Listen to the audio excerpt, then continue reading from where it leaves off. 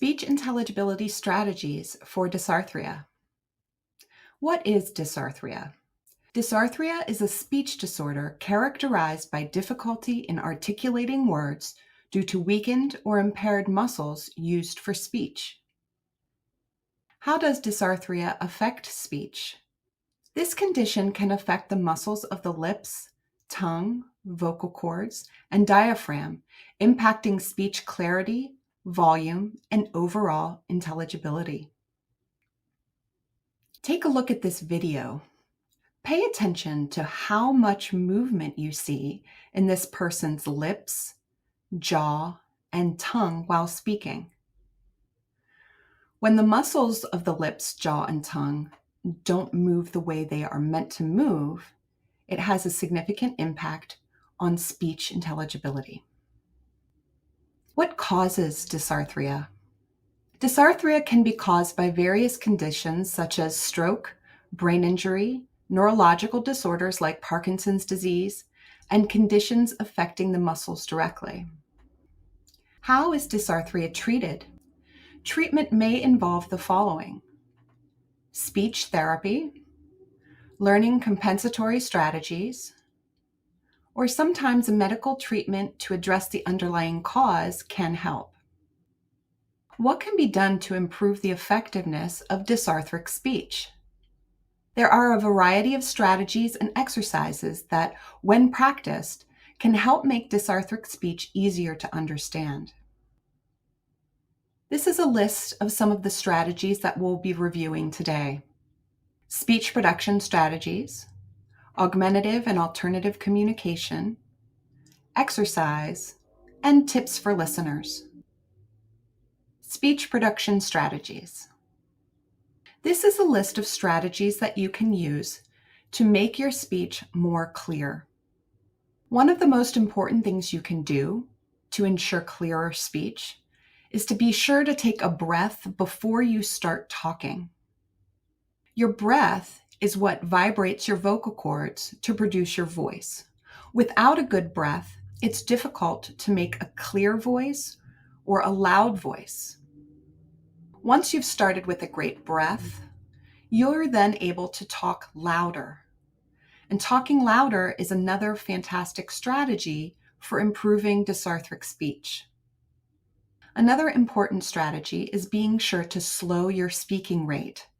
When you talk slower, it gives your articulators, your tongue, your lips, your jaw, more time to get in the position they need to be in to produce the sounds correctly.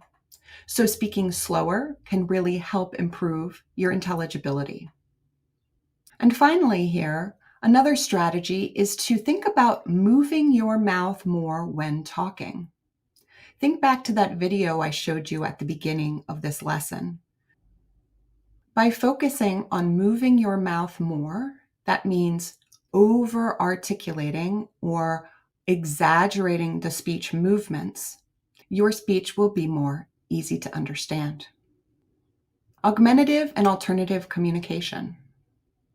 There are several types of augmentative and alternative communication.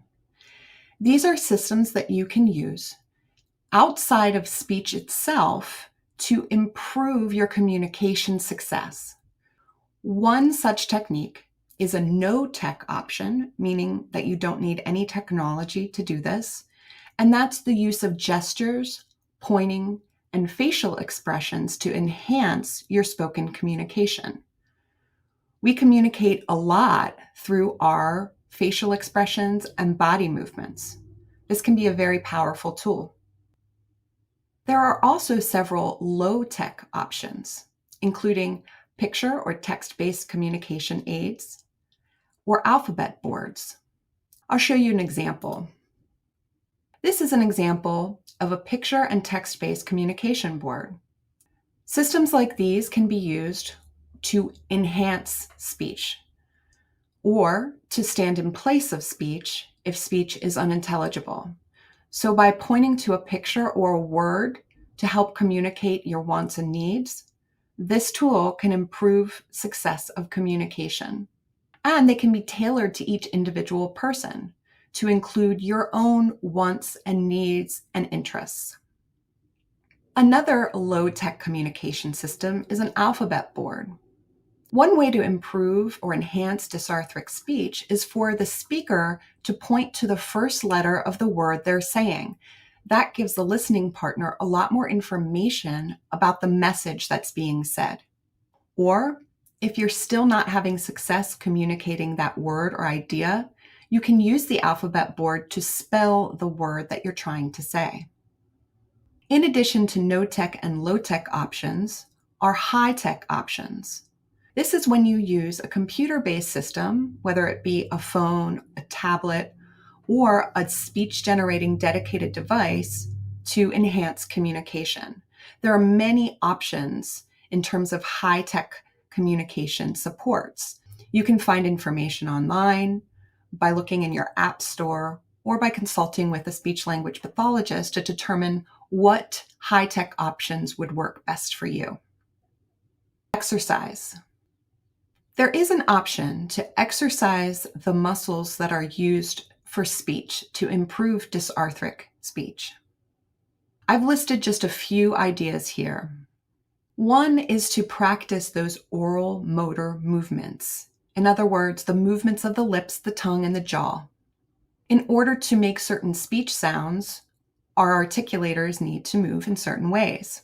So for example, practicing orally occluding air, which means holding air in your mouth with your lips closed, ensures that you have the muscle control for your lips to hold air inside of your mouth, which is important, especially for making speech sounds like P and B.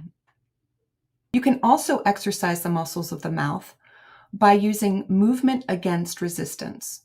So for example, using a tongue depressor to provide resistance against your tongue in various directions to build strength, almost like weightlifting for your mouth.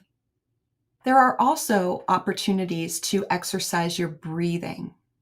Learning diaphragmatic breathing is one tool. Diaphragmatic breathing is using your body in the way that it was really designed to be used to support your voice. Using your diaphragm, the muscle located right below your lungs, to really ensure that you're taking a good deep breath, filling your lungs completely before speaking. Another breathing exercise is what we call sustained phonation. That's when you sustain or hold a sound for as long as you can. For example, ah.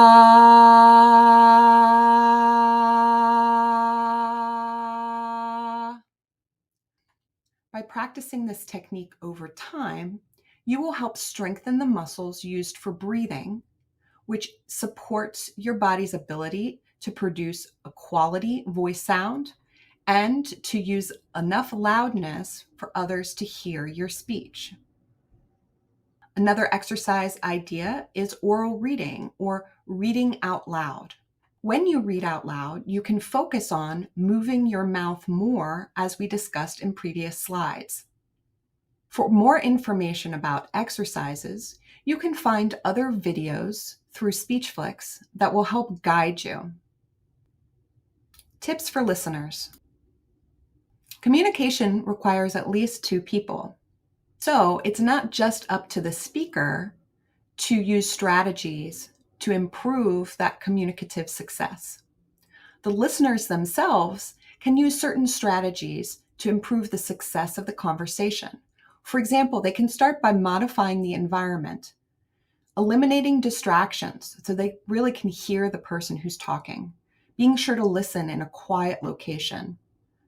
Also, it's very helpful to be sure to have a face-to-face conversation whenever possible and not yelling from room to room, for example. Listeners can also help by being sure not to pretend to understand. It's okay to let the person with dysarthria know that you didn't understand their message. You can ask them to repeat. You can also say the part of the message you understood by saying something like, I heard you say you wanted to go to the store, but I didn't understand the rest of your message. That will give the person with dysarthria the opportunity to repeat just the part of the message that you didn't understand, instead of repeating the entire message. The listener can also prompt the speaker to use a communication strategy already discussed in this lesson. The takeaway message here is don't give up. There are many ways to communicate, and people want to know what you have to say. With practice, you can become a better communicator.